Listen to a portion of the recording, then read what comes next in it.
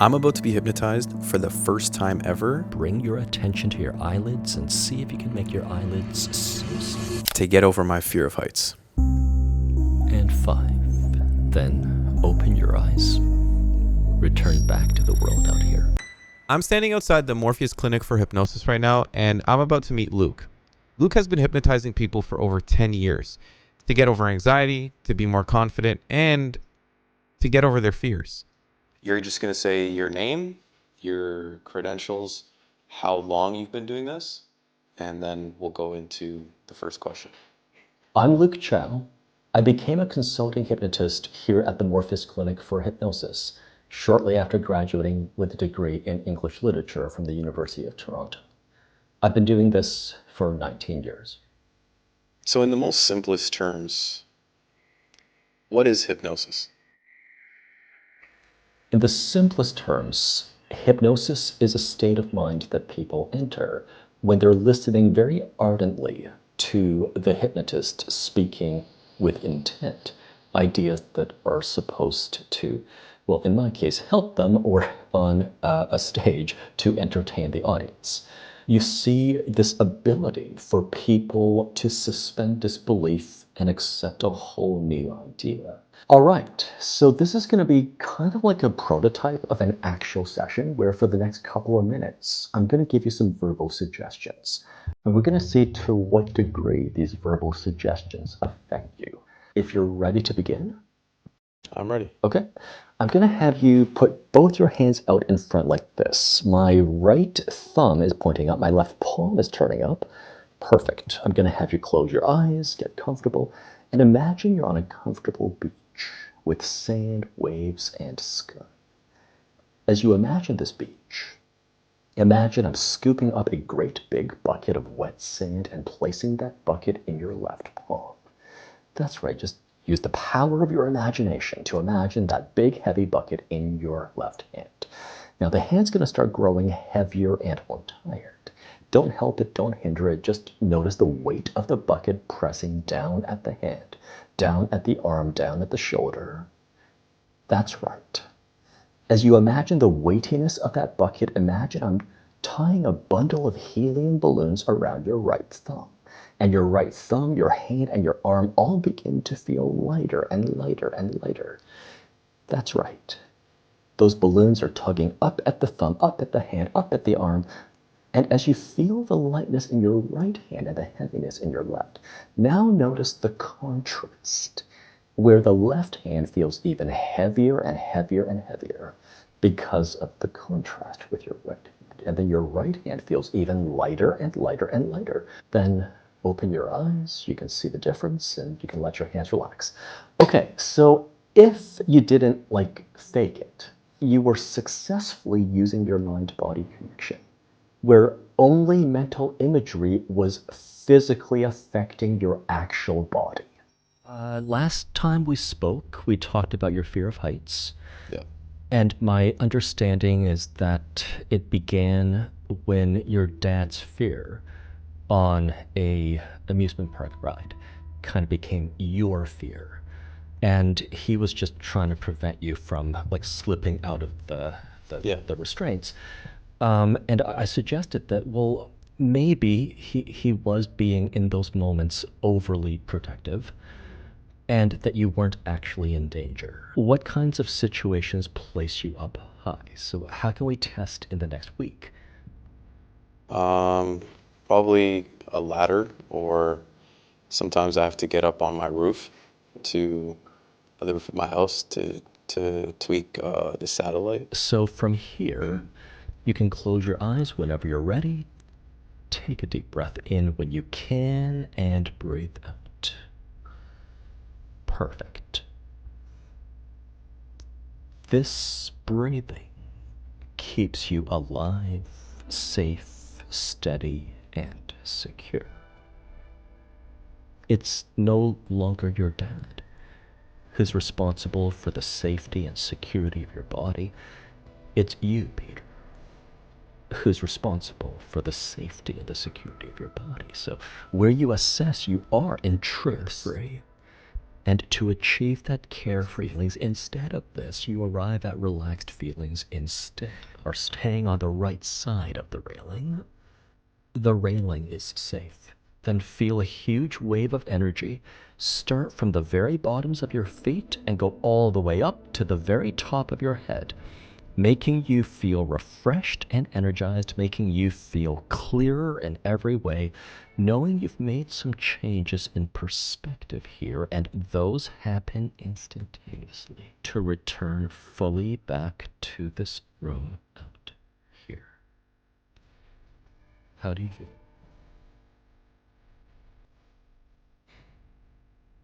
I feel pretty relaxed.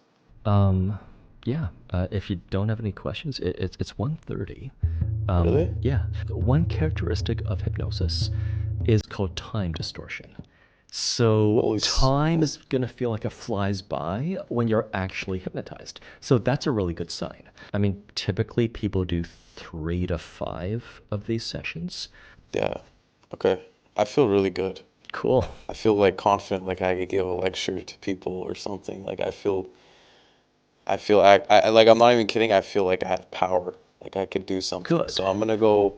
I'll try the ladder as soon as I get home. Awesome. I want to make sure everybody understands. I am terrified of heights, like legitimately terrified. Once I get up to this, the 4th step on a ladder, that's when I start to shake and I start to get, scared and nervous. In your eyes, this might seem like so silly, Dude, it's just 4 steps. I'm telling you, I'm genuinely serious. Like, it scares me. It's part of my homework is to climb and see if I can get a little higher than 4 and potentially even higher than that. 3. So you mentioned to me it only takes 3 to 5 sessions for the average person to be completely hypnotized and actually change. How is that possible? So part of the reason we believe that change necessarily is going to take a very long time is because the dominant mental health model of psychotherapy or medicine, they're not giving people solutions like a hypnotherapist tries to give them solutions. I have good footing. I have good footing. So if someone tried to teach you how to do literally a 3-point turn by sitting quietly while you talk about how you feel about being unable to do a 3-point turn, it would take you weekly sessions for years before you figure it out. I have good footing. But if the instructor says, all right, forget everything you've seen from the passenger seat, here's how to do it in the driver's seat. I have good footing. Right? Turn the wheel like this. Shift the car like this. Go backwards until you see this. If they give clear instruction, a few iterations of that is all a person needs to successfully do a 3-point turn. Once they start doing it successfully, they do it over and over again, and then they don't need the instructor. 5. Okay, I'm on the 5th rung. I'm not going to stand up straight, but I'm on the 5th. I have good footing. I have good footing. This is what an ideal person would think. Once they do that a few times, they don't need it. This to me is how mental health should be. This is good. This is good. Feel good. I feel good here. I still can't straighten out, but we'll get there. We are actually teaching people how to think ideally. Then it's not odd to think in 3 to 5 visits.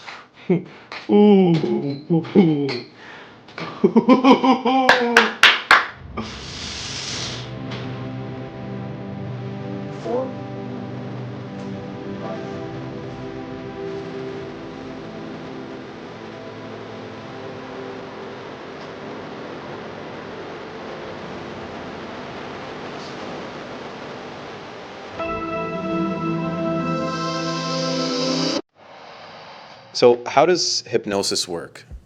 So shall we begin? Yeah, I'm ready. All right, so Peter, explain like you're 5. Here's how hypnosis works. At the end of every stint up and then down a ladder, life goes on. That's the prediction to make. You know how when you have a really good teacher, and then you sit at their feet, and they teach well, first experience showed you that you can relax through your mind-body connection. And then you listen well because you care what they have to say. Their ideas get inside your head. It's not through magic. It's through their understanding of the ideas and their communication of the ideas and you listening to those ideas. That's how good ideas get into a 5-year-old's head or a 10-year-old's head. 5, as it all sinks in, then open your eyes and return fully back to this room out here. The difference is children don't have a very well-developed critical mind. So you don't really get as much of that argumentativeness. But in adulthood, we kind of learn to, well, think for ourselves. How do you feel? I feel pretty good. Pretty good. Hypnotherapy is just this really unusual situation where you've hired someone to think on your behalf and to communicate that thinking to them. And that's where you do want your critical mind to go offline as much as possible. That's where you want to be like the kid sitting at the feet of your favorite storyteller to absorb what they have to say. Yeah, thank you so much. You're welcome. Thanks for coming in again, and we'll schedule another visit, and yeah, we'll see how many more you need. Yeah, no, I'm confident that I think you're right. I think the third one we might be able to wrap it up. I think Cool.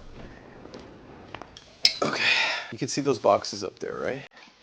If I can get one of those boxes down, I think I'll be okay. That's my goal, is to get one of those boxes down. And then I think, is it dangerous to be hypnotized? No. Where risks, I think, should be spoken about is that when someone's hypnotized, they're in a more highly suggestible state of mind. When, during hypnosis, you're a little bit more like a kid, and you aren't thinking as critically, and you've kind of put your thoughts and feelings in the hands of the hypnotist who's speaking to you. If the hypnotist is not thinking on your behalf, if they are suggesting, honestly, bad ideas to you, your normal critical defenses would not be online to question and reject those bad ideas. Here we go. This is attempt number 3, where I get a box off the top shelf. Maybe later you'll think about the session and you'll think, wait a minute, he actually said that to me? So let's see. This one. So we're going to take this down slowly. It's not that heavy. Here we go.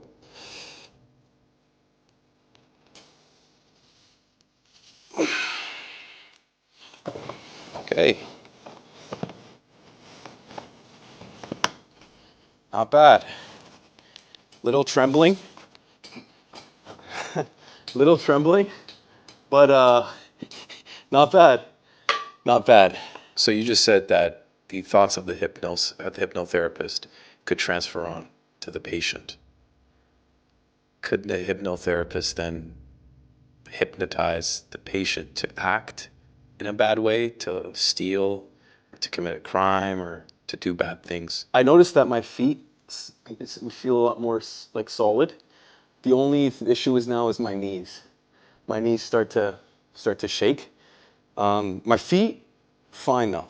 There was a case that was in the news media a few years ago, I believe in Italy or somewhere else in the EU, where it was claimed that a cashier was hypnotized into giving over cash. And there was CCTV footage of this.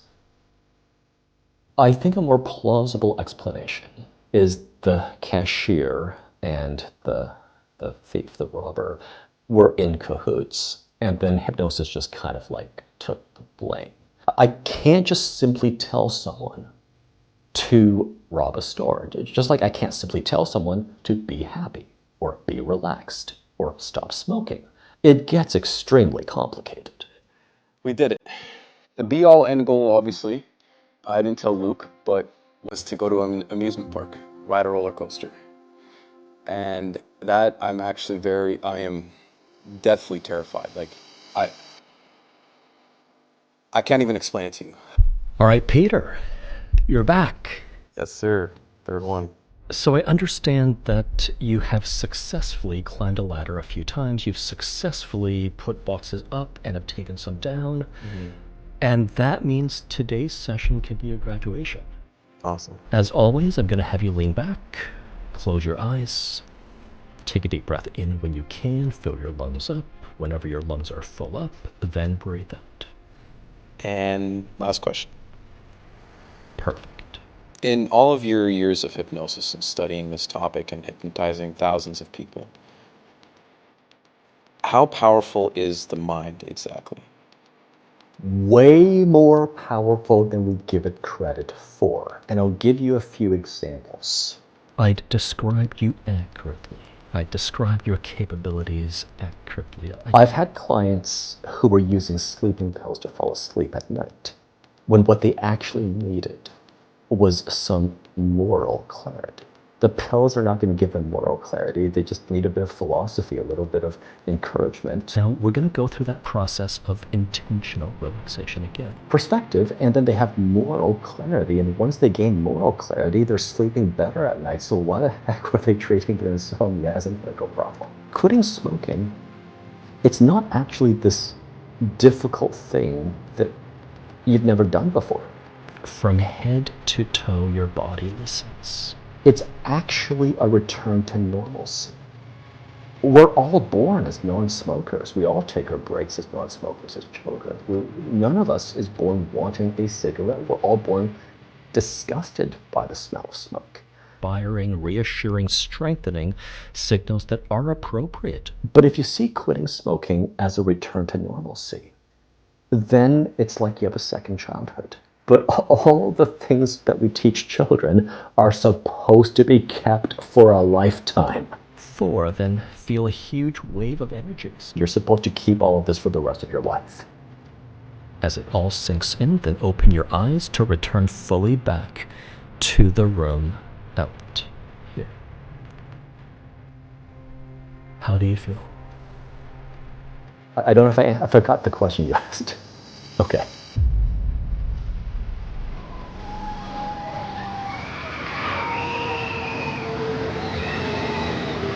Okay, so we're actually gonna finally put this to the test now. I've been getting hypnotized for a month to get over my fear of heights. Behind me is a ride I would never, ever even attempt to do in my life. So, if there's something you could say to the whole world about hypnosis, what would you say? At this point in the 21st century, hypnosis is still seen as an odd thing. So if there's one thing I want the world to know, is that a lot of what you think about hypnosis is prejudice. It is. That's the word I'm going to use. It doesn't come from actual knowledge of what someone like me actually does. So I'm grateful to Peter for making this film. It comes from Hollywood. It comes from when people use hypnosis for entertainment on stage at a high school. If you look a little deeper, you're going to find that all I'm asking you to believe is that you can accept new ideas by listening carefully to these new ideas. And that's all I'm asking you to believe.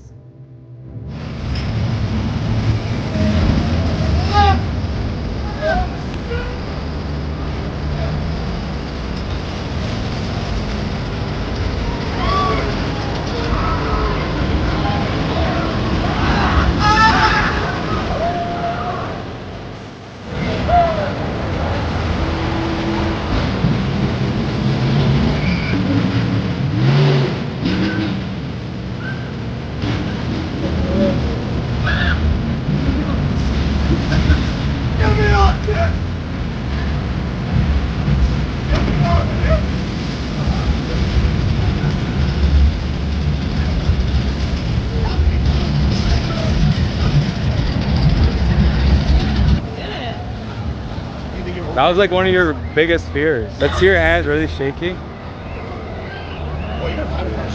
Like, I'm not even exaggerating. Look at this. Look at it. I know there are issues where listening carefully to new ideas are not going to solve the problem. But there are so many problems where listening carefully to new ideas will solve the problem. So much. Thank you.